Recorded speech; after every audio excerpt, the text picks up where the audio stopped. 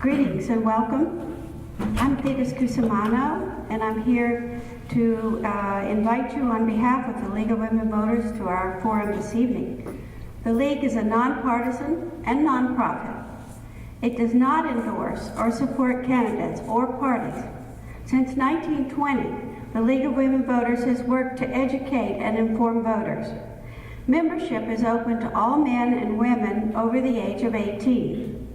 The Lafayette League encourages informed and active participation in government. Our members work to increase understanding of public policy issues and to influence public policy through education and advocacy. We're proud to have as this evening's moderator, Sally Donnelly.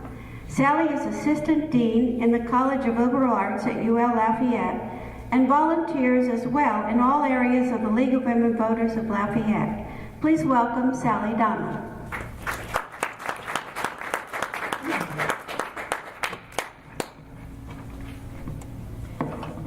Good evening.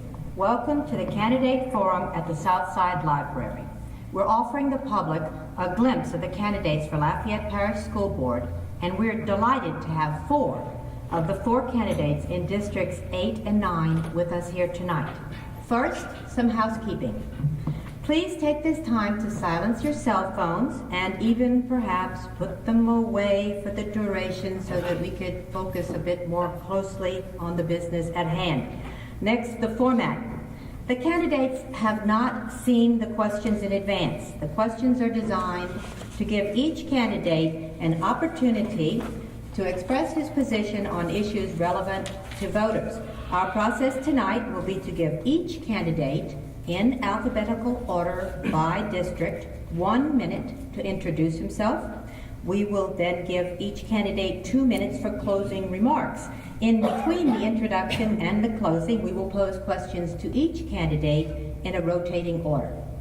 Candidates are asked not to address each other directly, as this is a forum, not a debate, gentlemen. Candidate responses are limited to 1 minute each, strictly enforced by our able and well-seasoned timekeeper, Dr. Richard Cusimano.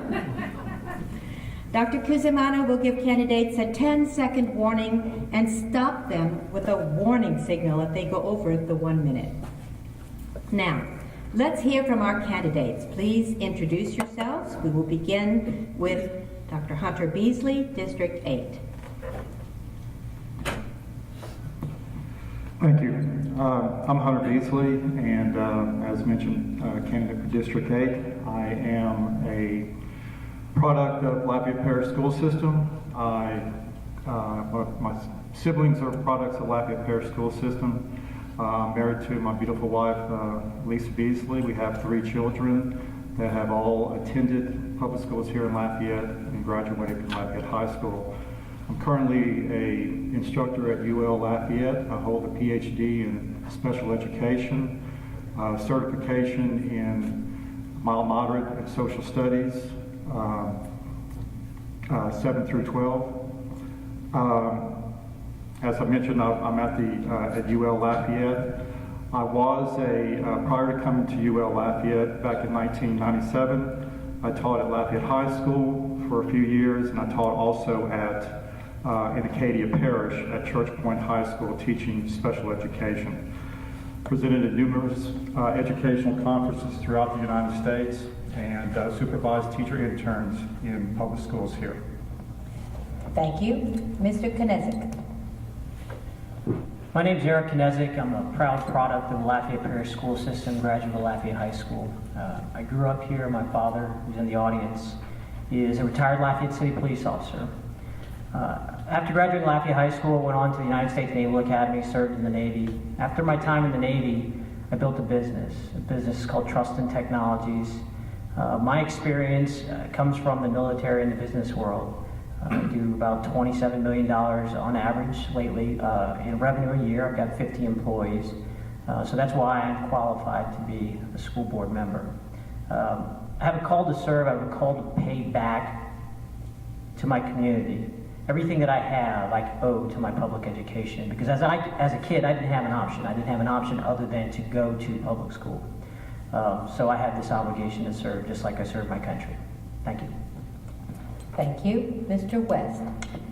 Hello, my name is Brian West. I'm a faculty member at the University of Louisiana at Lafayette. I'm a veteran, actually still proudly serving in Louisiana Air National Guard. I've spent one tour in Afghanistan. It's not a place I'd like to go back to if I don't have to. My parents were teachers before me, sort of a family business, and I'll get into that and talk about that a little bit later on too. I teach in the informatics program. It's a new program on campus, but we're growing, and we're growing fast. Basically, I decided to run because I saw things that were going on within the school board, and I thought that I could help because of my background. I've earned a Master's of Business Administration, and in my education background, I thought that I'd be able to offer unique help in coming from the education background and the business background that I've got. Thank you. Thank you, Mr. West. The questions tonight will be for all of the candidates to answer. The first question will begin with Mr. Knezik, and that question is, what do you see as the greatest challenge facing the Lafayette Parish school system, and what is required to remedy it? I think the greatest challenge is primarily with our lack of funding. I've used this analogy as we're like a bunch of mice fighting over that last piece of cheese. And that, I think, is the root cause of a lot of the dissent and conflict that we have within our parish. We are 64th in our state. 64th in our state. There's only 64 parishes, 69 school districts. 64th in our state in funding dollars spent per pupil in education. How can you be a top school system when you're at the bottom of your state? And need I remind you, our state is at the bottom of our country. So when we look at the root cause, what is the true root cause of the problem? I think primarily it's funding. Most things tend to work out when you have adequate funding. So, thank you. Thank you, Mr. Knezik. Next, Dr. Beasley. What I see in Lafayette Parish is probably the biggest concern that I have, and the biggest problem is the climate in this school system. From my perspective, I don't see the support for teachers as it should be there. And teachers are basically somewhat reluctant to speak out. And if they do, they feel that there's going to be some sort of consequence because of that. So I believe that the first thing we need to do is we need to get teachers comfortable, providing them the support, but feeling comfortable in this school system, because it's very clear that what the research says, it's not someone at the top or school board members or whatever. It is the quality of education that occurs in the classroom that dictates student achievement. Thank you. Mr. West. And the largest problem that I think that's facing Lafayette Parish school system, and there's more than one, so I don't want you to think that we're stopping here, but really it's an attitude of cooperation and collaboration. I mean, we've got a board and a superintendent that just aren't on the same page. And I don't know what exactly the problem is, but somebody's not listening, and it could be across the board, okay? But one of the ways, or the only way, or the biggest way that I know that could go ahead and solve conflict is really to make sure that you are listening to the entire story or the entire problem that somebody's trying to present to you, so we can establish the facts, and then from there identify where we can all get on the same page. I currently don't even think that this board and the superintendent are in the same book, much less the same page. So a step towards cooperation and collaboration, I'd say, would probably solve what I think is the largest problem with the Lafayette Parish school system. Thank you, gentlemen. For the next question, don't get too comfortable, Mr. West. We'll be starting with you again. The question is, how will you determine if the annual budget is adequate and appropriate for our school system? Well, just as Mr. Knezik just brought up, I mean, one of the things that we're taking a look at is, my numbers were in the bottom fourth of Lafayette Parish school system, so his numbers were a bit more accurate than mine. One of the things that we've got to do is we've got to make sure that our budget's legal. We've got to make sure that it fits the legal needs that we've got as defined either by suits or by the states, federal suits or by the states. The next thing we've got to make sure is that we're serving the needs of students. I actually had a teacher ask me that was at an A school, how do I maintain an A school if I've got to change my student-teacher ratio? So we've got to keep those things in mind. I bring up the budget being in the lower fourth because I think that the first thing that gets brought up is how do we cut? And if we're already in the lower fourth, is that the question that we want to ask? How do we cut? I think what we've got to do is how do we find ways to increase that revenue? And how do we find ways to bring in more monies? And so that is how I would tackle that particular, or how I approach that question. Thank you. Dr. Beasley. Could you repeat that question? Sure. How will you determine if the annual budget is adequate and appropriate for our school system? Well, I think what you have to do as far as for a board member is the budget comes to the board from the superintendent, and what the board needs to do then is basically look through the expenditures and determine what the board feels is in the best interest of the district. And so, you know, and sometimes it needs to be some give and take, I realize that. But it comes down to, you know, having a balanced budget, being fiscally responsible, meaning not dipping into our reserves, stay away from dedicated revenues that go to teachers, and so live within our means as far as our general fund budget and our special revenues. Thank you. Mr. Knezik. The board's goal and the board's mission is to establish a vision for the district. The superintendent's role is to execute that mission. The superintendent should come to the board with a budget that he needs to execute his mission or his vision. So the prioritization should first happen at a site level, teachers giving feedback to the principals, principals giving feedback to the superintendent on this is what I need to achieve the goals that you've set for me. And then that budget is then proposed to the board. The board then approves. Now, it's not done in a vacuum. It's done through cooperative measures. The first time the board sees that a budget is not at the board meeting. Throughout the process, there's dialogue. There are meetings, maybe even committee meetings, effective committee meetings, where the board is working with the superintendent and the representatives within the district to establish that budget. So it shouldn't be a surprise. It is not the board's role to do line item cuts during board meetings. That is not the place to do line item cuts. Thank you. Thank you, gentlemen. The next round of questioning will begin with District 9. Mr. West, you'll begin with this question. If the majority of the school board were to approve a new tax, how would you enlist support from voters who oppose taxes and voters who are not active supporters of the public schools? I get that question a lot whenever I'm walking around. Somebody will say, oh, my kids aren't in public school. I'm not, you know, and that's disappointing to me because you're still paying taxes and it's still going. And here's the response that I've got for that. I'd like to not call it a tax. I like to call it an investment. I'd like to say what we're doing is we're investing in the future and the success of our students.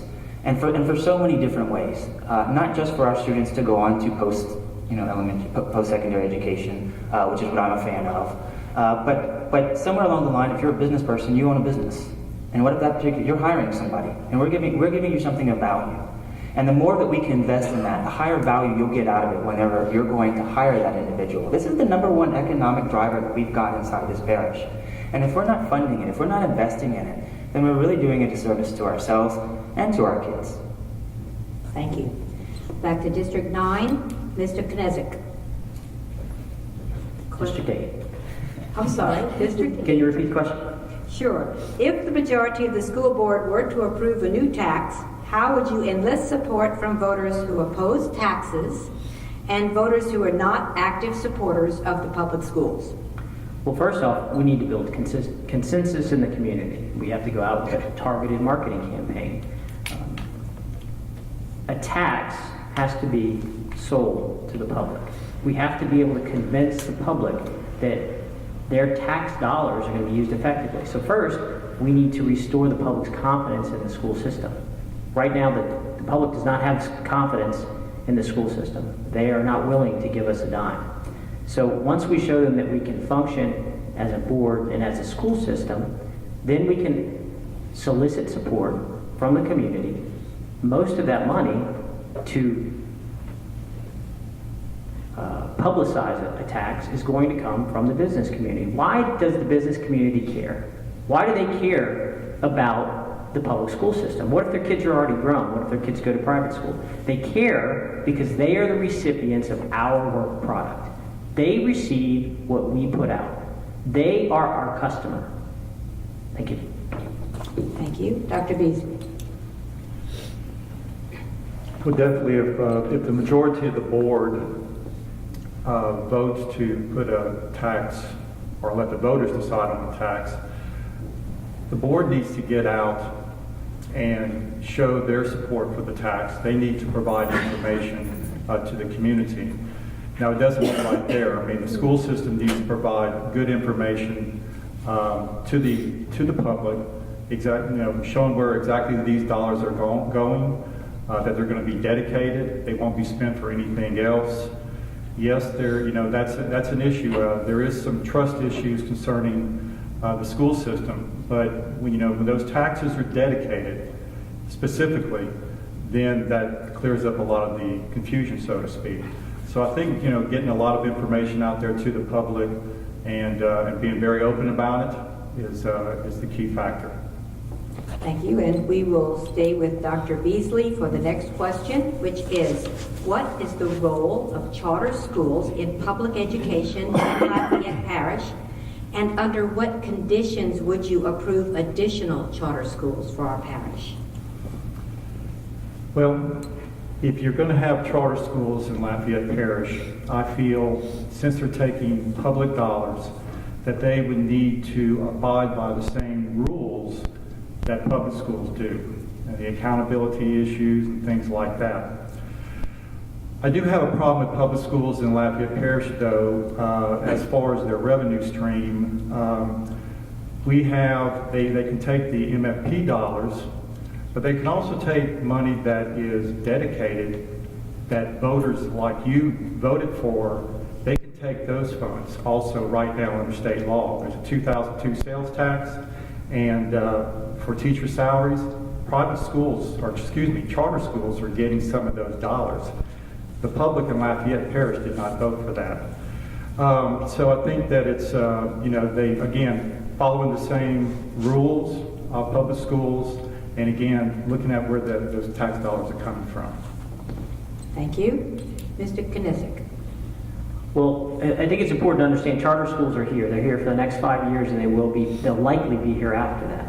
I would prefer if the charter schools were managed and reported directly to the Lafayette Parish school system rather than the state.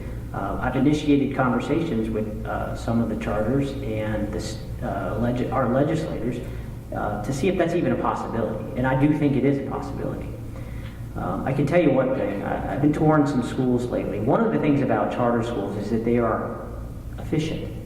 They are amazingly efficient operations. I was extremely impressed when I recently toured a charter school. There are probably things that we can learn from the way that they do business. Secondly, there is an issue regarding how the charters affect our local budget. I do think there is arguably somewhere between $3 million and $8 million this year. That is something that we can address, and we can address it at the state legislative level. Thank you. Thank you. Mr. West. Thank you. I do believe charters have a place. But my mindset on charters is, if you're going to come up with a charter, show me something I've never seen before. I mean, we've got schools of choice all over this parish. Some pretty amazing things. By the way, Fall Frenzy's coming up like in November. You should go check it out. And you'll see some amazing schools that we've got here in Lafayette Parish. What I'd say is, if you're going to bring a charter in, show me something that I've never seen before. Show me something we're not doing. And that's something that I think that I could get behind. And not that I won't take up much time at all, but what I'll end up on this is saying that if it's going to come out to the best interest of our students and charters are the answer, then I think that that's something that we definitely got to consider. Thank you. The next question will go first to Mr. Knizik. That question is, how are the roles of a school board member and a superintendent different? And what is an ideal relationship between a school board member and the superintendent? That's a pretty easy one for me because I run a company and I operate it like a board. I have a board and I have a president of my company that actually is responsible for the day-to-day operations of that company. My partner and I act like a board. We set the mission. We set the vision. We say, Mr. President, or Mr. Superintendent in this case, this is what I want you to accomplish. These are your resources, your budget, for instance. This is your employee base, and this is what I want you to accomplish. We went out and we found a very competent person, a leader, someone with proven past performance, and we hold him responsible for executing. We hold him responsible. Now, to hold someone responsible, first you have to give them measurable goals. We have to say, hey, we want you to do this by this time. And then, the most important thing, we need to empower and equip that person to do their job. And that is the role of the superintendent. He is responsible for, in this case, he is responsible for the execution of that mission. He's responsible for the day-to-day operations and the personnel management. The board is not. Thank you. Dr. Beasley, same question. I believe that the relationship between the board and the superintendent, it needs to be a good working relationship. Yes, the superintendent carries out the day-to-day operations. The board does set policy, approves the budget, things like that. But it needs to be, communication needs to occur, and the communication needs to be, both ways, and it's just not one way, and it's not, a certain way that we have to go. I think that the board and the superintendent can both put forth ideas. There's nothing wrong with that. Again, we're working for the betterment of this school system and for our children. So, in the past, as long as I've been on the board, for many of those years, yeah, it's been both ways, and both entities are putting out ideas. Thank you. And finally, on this question, Mr. West. Thank you. The school board is essentially a management board, something like we work with over in the university system. I do believe that the board hires the superintendent and fires the superintendent, if that's the case. Sets quantifiable, measurable goals that superintendent can understand and execute. And then holds the superintendent to those goals and evaluates that superintendent.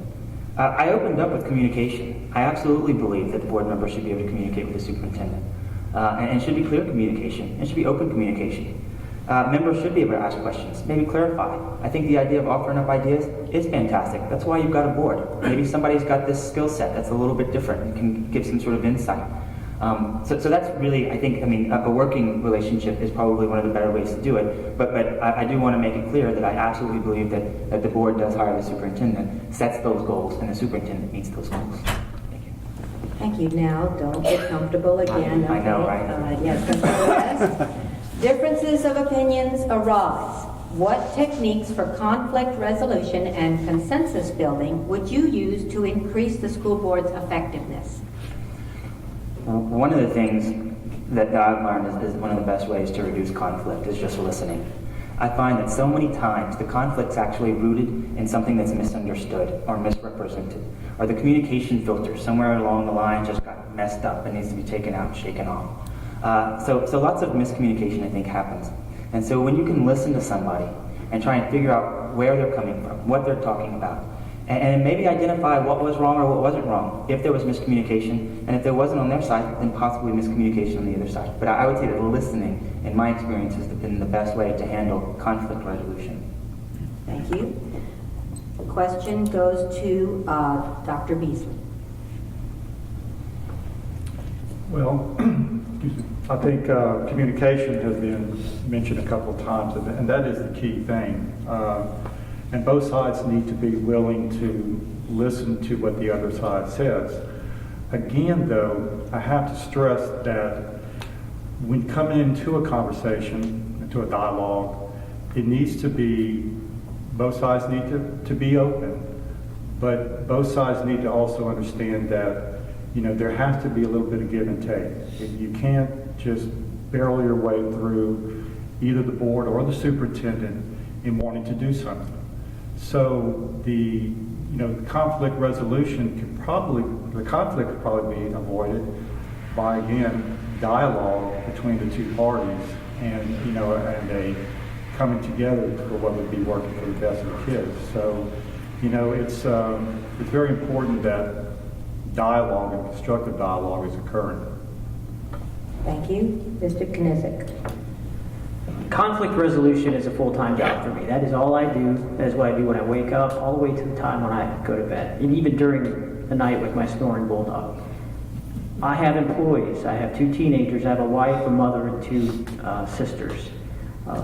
My employee base ranges from laborers, technicians, field technicians, engineers, project managers, and executives. There is natural conflict just inherent in everybody's goal. Everybody's goals are slightly different. The key to conflict resolution and managing groups of people, one is listening. You have to listen, not just listen, but really be empathetic. Try to figure out why they feel the way that they feel. I make decisions. A lot of people are afraid to make decisions. They have this stage fright to make command decisions. I make decisions, and if I make mistakes, I'm humble enough to go back and fix those decisions. And the final thing is to seek common goals and consensus among groups. Thank you. All right, we will start with Mr. West again with this next round. On your view, is the parish experiencing teacher recruitment or retention problems? And if so, what can the board do to address those problems? Well, I've seen the numbers, and I think that maybe we're losing a third of teachers over the past 3 to 5 years or something like that. So I would say yes, we've got some sort of teacher retention problems. You know, I mean, teachers, everybody would like to make more money, right? Okay, so I don't know that that's on the table. We talked about where our budget's at and things like that. I don't know about the increase. I work at the university. I haven't gotten a pay raise in 5 years, okay? We've got budget problems.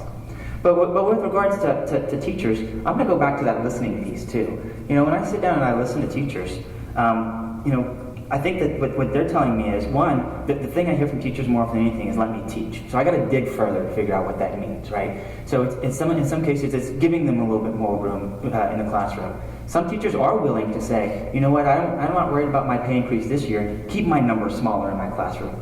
I think it's a listening type situation. We've got to go through there and we've got to take a look at stuff. We've got to empower those teachers and we've got to listen to them. Because I've met teachers who are willing to talk to me.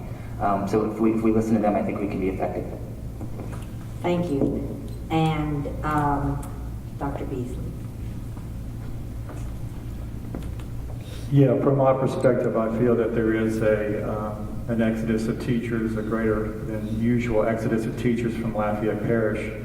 And I'll just give you a quick little story that one of my former teachers, who was an excellent teacher at one of the low performing schools here in Lafayette Parish, in July of this year, and she was a former student of mine at UL, threw up her hands. I'm going to another parish. I said, why? She says, because I'm not getting any support here. I don't feel that my teaching is valued, and I'm going to go somewhere else. A very good teacher walked out the door. So teachers need to be supported. They need to, good point, to let them teach. But they need to feel valued, and I feel, from my perspective, that teachers feel they are not valued in this parish right now. And I've never, in my whole time within this parish, I've never seen, in my perspective, this bad. And Mr. Knizik. Yes, there is a teacher recruitment and retention problem in our parish. I think it's compounding effects. I don't believe it's all, I don't believe it can all be blamed on anybody. I don't think it can be blamed on the superintendent, the board, Common Core. I mean, these are just some of the mitigating circumstances that are affecting the teacher retention.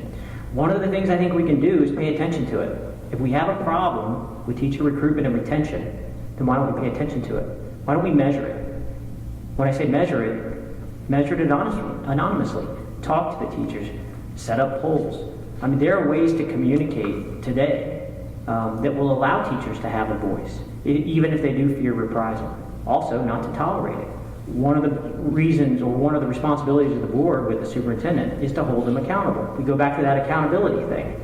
We can hold the superintendent accountable to recruitment and retention by asking him to develop a plan and to implement it in the turnaround plan. We can say, Mr. Superintendent, we think this is an issue. Can you please look into it? Can you please look into how we can improve it? Thank you. Thank you. Gentlemen, for this round, we will begin with Dr. Beasley. And the question is, what programs or approaches do you recommend to improve educational outcomes for children in lower performing schools? Well, I think one of the things you need to do is definitely looking at the pupil-teacher ratio. Typically with those children, if you're coming from low socioeconomic status, they typically are a more difficult and more challenging group to teach. So pupil-teacher ratio, lowering that I think is very important. I think providing the tools that the teachers need, the support that the teachers need. Oftentimes you have behavioral problems in these schools, but you might need some help there as far as disciplinarians or whatever. I think you also need, though, to not always just focus on academics. I think those children also need more, opportunities for music or art or whatever the case might be, more of a whole-rounded approach. But they do need, a lot of intensive educational help. And those supports have to be there, and those things have to be there in order to carry that out. Thank you. Mr. Knizik? The number one thing we can do is address early childhood education requirements for this demographic. Only 54% of the kids entering kindergarten in our schools in our state enter ready to learn at that level. So when these kids show up in kindergarten, they're already behind.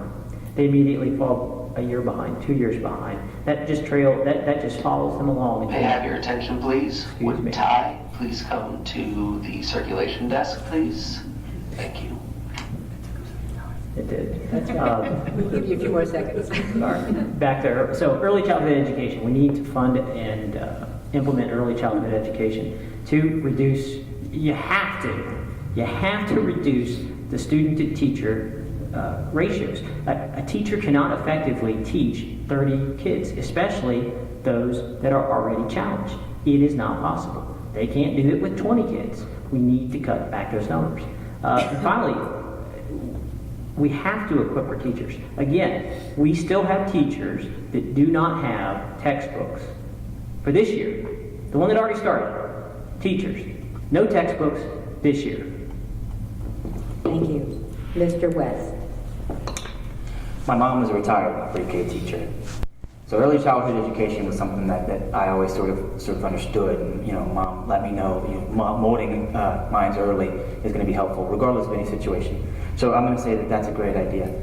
What I want to say there, though, is it doesn't stop in the classroom, and it can't stop in the classroom. We've got to work on community partnerships, such as Gear Up, which I believe you were just awarded a $1.8 million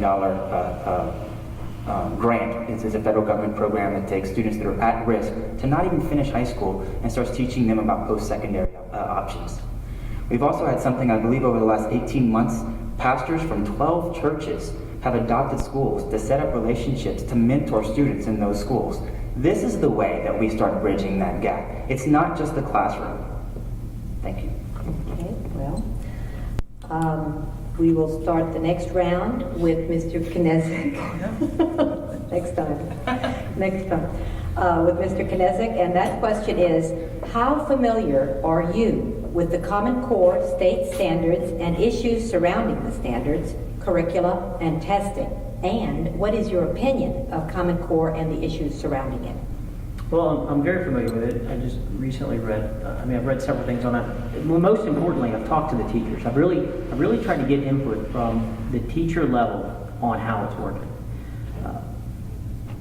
I don't necessarily like the federal overreach into the parish school system, but I also know when to say aye. I served in the Navy. I know when to say, I will carry this out. And right now, our mandate, unfunded or not, is to carry out and achieve Common Core standards. What can we do on a parish level? One, we can support our teachers and principals with curriculum that they want. They should probably have input on the curriculum that they choose. If we're going to hold teachers accountable to Common Core standards, literally accountable to meeting standards, then shouldn't we empower them and equip them with the curriculum that they choose to meet those standards? I would think so. Thank you. Dr. Beasley. Well, Common Core, I think it's a good thing in certain aspects, and I think it's bad things in other ways. Good things is that you have a standardized set of skills that students are supposed to know across the country. I do have a problem with the federal government coming in and dictating what we should be doing. But the issue is not really Common Core. Having standards is a good thing. It's the curriculum you use. That's the key factor. And what we use here in Lafayette Parish, Engage New York, is, in my mind, questionable.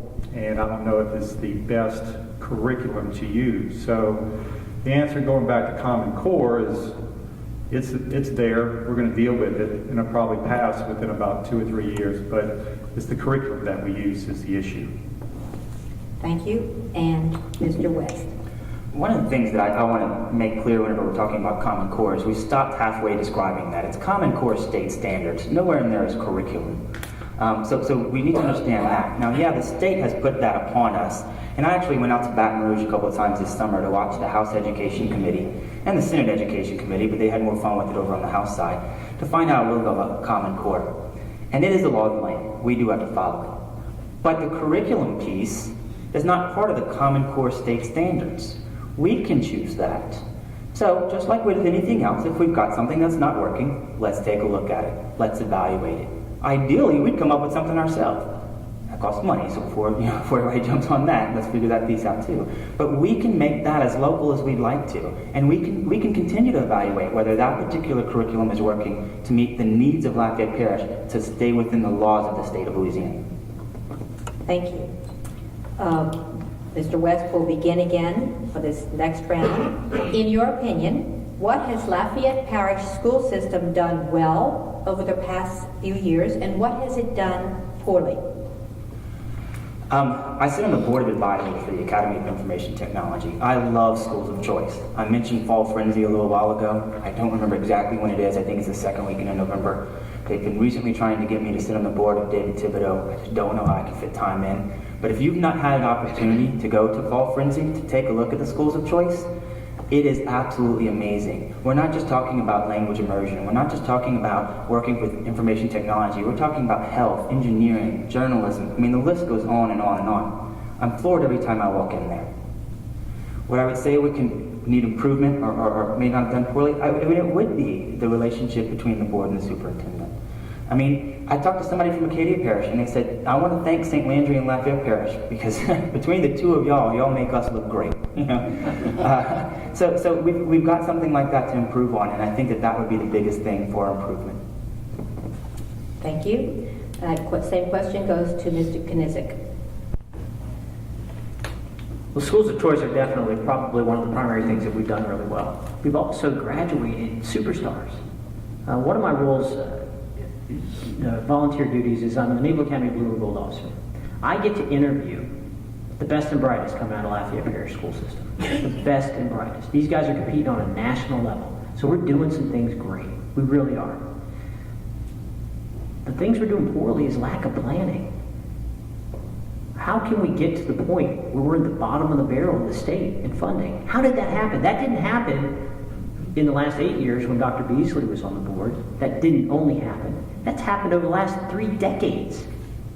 Somebody's been asleep at the wheel at the Lafayette Parish school system to allow us to fall to the bottom of the barrel. Do you think Lafayette Parish knows that we're one of the poorest school systems? I don't think so. That's the board's fault. Somebody's been asleep at the wheel. Thank you. Thank you. And Dr. Beasley. Yes, I'll have to echo the schools of choice. The Early College Academy, something that we started just a few years back, which was a collaborative effort between the superintendent and the board. So that is something that I'm very proud of. We have the different schools of choices, and pretty good teachers. I would say very good teachers that are here.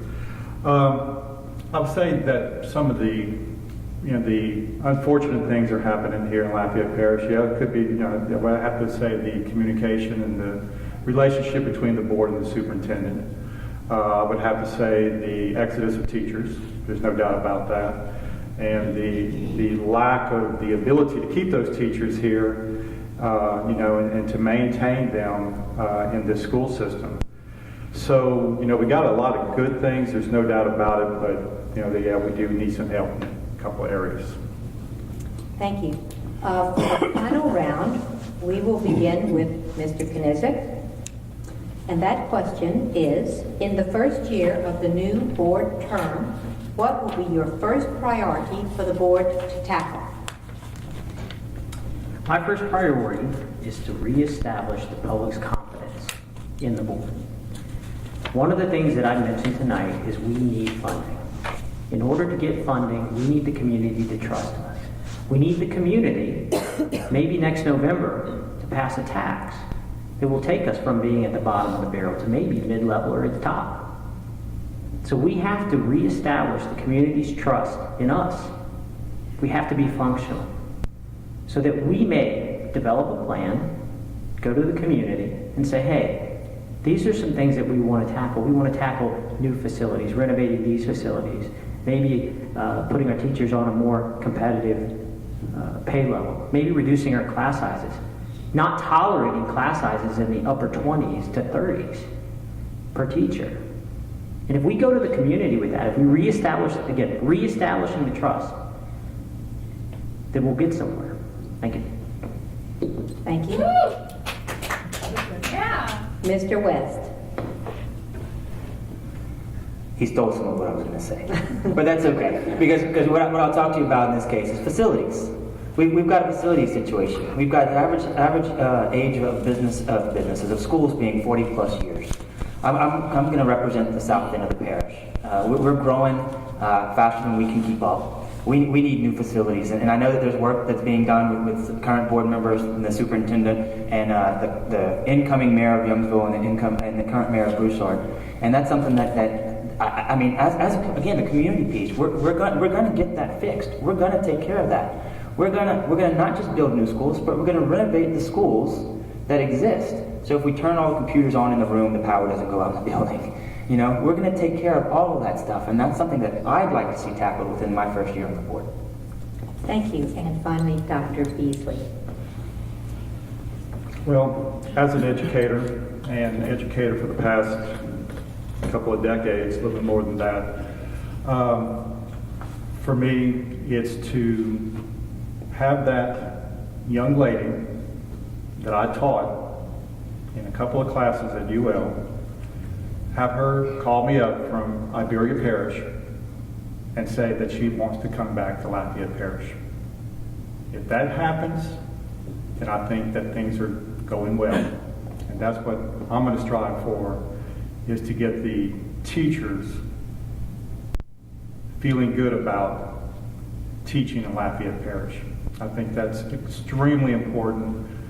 We have facilities that are disarray, but learning can still happen. Yeah, we don't want bad buildings, dilapidated buildings, but learning can happen if you have a good teacher, the effective teacher.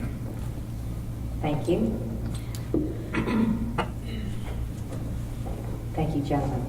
We have reached a point in the forum where the candidates will each make a closing statement. Candidates will have 2 minutes each.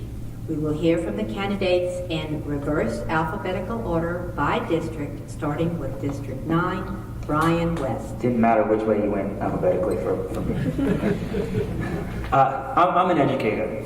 My grandfather's a retired principal. Both my parents are retired teachers. 4 aunts, 3 uncles. It's the family business. It's what we do. I've earned an associate's degree, a bachelor's degree, a master's of business administration.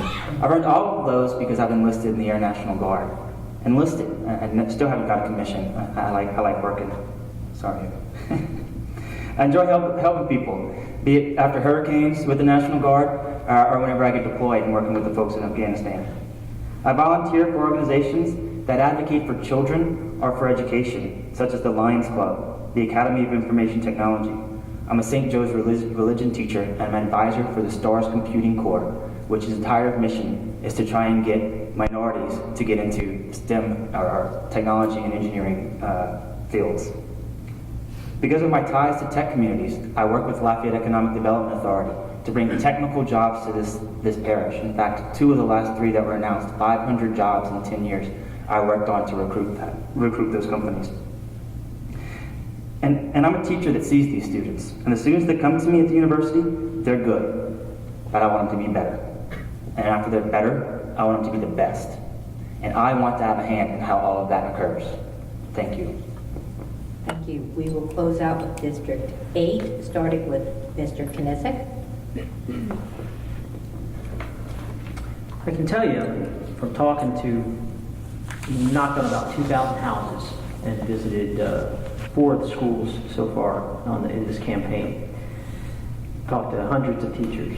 The community, me, my family, my friends, business community, they've had enough. They've simply just had enough of the factions. They've had enough of being for or against the superintendent. They've had enough of being for or against the board members. They've had enough of being for or against teachers or teachers' unions. They've had enough of being for or against the business community, who, might I remind you again, the business community is the customer base for the Lafayette Parish School System. But they've just simply had enough. Enough of the factions. If we're going to succeed, and we will succeed, but if we're going to succeed, we have to find a way to align these groups. We have to find common interests and goals. And they're there. If we get these groups of people in a room, not all, but vocal, like-minded representatives of each one, we can find common interests. We can say, hey, don't all of us want to improve our facilities? Don't we all want to improve performance at our schools? Don't we want to all have competitive pay wages? Don't we all want to have curriculums? Do we want to have textbooks in our rooms when we start the school year? Do we want to have a budget that's passed? I'm pretty sure every one of those groups that I mentioned, all these factions, are going to say yes. So we need leadership. We don't need any more divisiveness. We don't need any more factions. We need leadership. We need people that will listen. I am a leader. That is what I do. That is how I was educated by the United States government. That is what I did in the military. That is what I do for business. So if you want a leader to build consensus in our community, vote for me on November 4th, Eric Knesset. Thank you. Dr. Beasley. Thank you. My whole life has been revolving around education. My mom taught at Lafayette High School in Acadiana. My dad taught at the College of Education at UL for a number of years till his early death back in '85. Sister's a orchestra teacher in Austin. My brother's a librarian in Philadelphia. My other brother is a physician in Baton Rouge, but also teaches at LSU Medical School. And I've been in education for a number of years. And education is basically what is my passion. Of course, I teach at the university. I do some work with the sheriff's office. I go over there every morning and teach at what used to be called the GED. It's called the high-set exam now. Working with at-risk population for sure. They're adults, but they're definitely an at-risk population. Everything I do is I want to try to improve what we have here in Lafayette Parish. And, you know, it's a tough job. You know, it's a lot of times it's easy to say, well, you know, we're going to come in and do this or do that.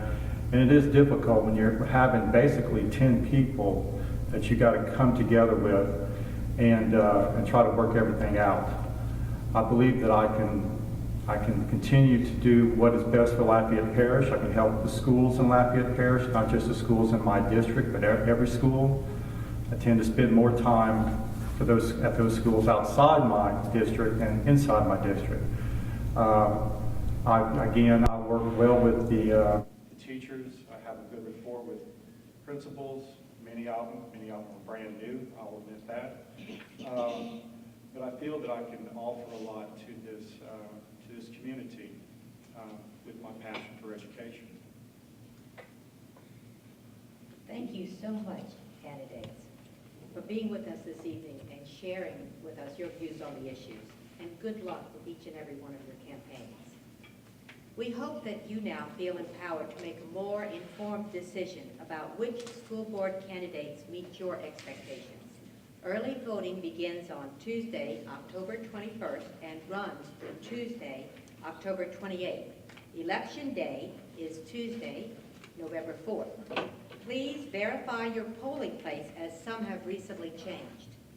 The League of Women Voters of Lafayette will have questionnaires from judicial candidates available online at www.lwv-lafayette.org. That's www.lwv-lafayette.org. Thanks again to our timekeeper, the candidates, the League's Voter Services Committee, AOC Community Media, and our library audience. Thanks to all of you for watching. See you at the polls, and good night.